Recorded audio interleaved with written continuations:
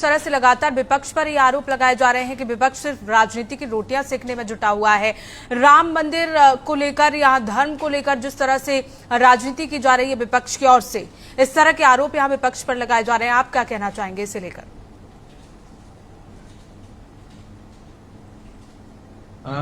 पूनम जी, बड़ा स्पष्ट और बड़े साफ लहजे में मैं कहता हूं कि विपक्ष के आरोप लग रहा है कि राजनीति कर रहे हैं। चलिए मान लेते हैं हम राजनीति कर रहे हैं।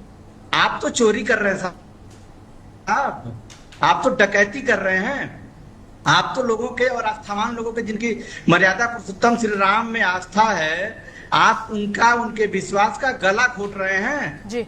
हम तो बस राजनीति कर रहे हैं, आप राजनीति के साथ इतनी और सारी चीजें कर रहे हैं।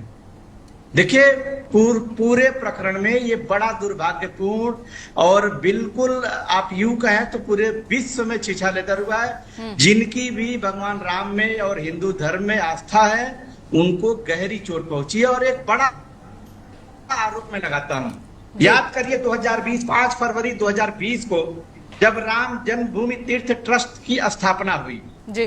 पहली चोरी और पहली डकैती वही हो गई जब नए ट्रस्ट की स्थापना हुई। मैं पूछना चाहता हूं, जन्मभूमि न्यास जो ट्रस्ट था, उस ट्रस्ट में क्या बुराई थी?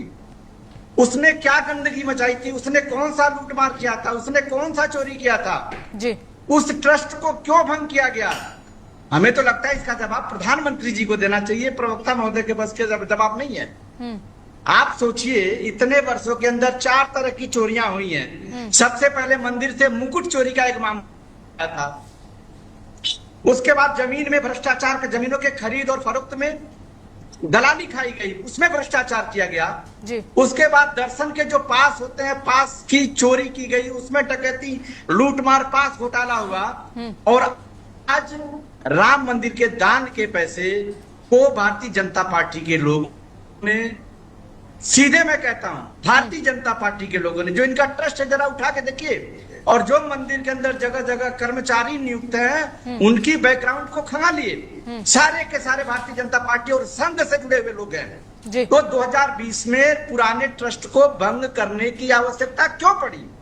वो इसलिए पड़ी क्योंकि महंत रामचंद्र दास परमहंस और महंत नित्र गोपाल दास जैसे 2 बेहद ही ईमानदार संत के हाथ में थी कमेटी, और उनसे छीन के आज इन्होंने अपना खुद का तीर्थ ट्रस्ट बना लिया। डकैती तो वहीं से शुरू हो गई। सवाल इस बात का है कि देश के लोग जब तक जागरूक नहीं होंगे, इन मुद्दों पे तत्काल फौरी ढंग से कार्रवाई के लिए खुद आगे नहीं आएंगे, तब तक इनकी मनमानी चलती रहेगी। बिल्कुल।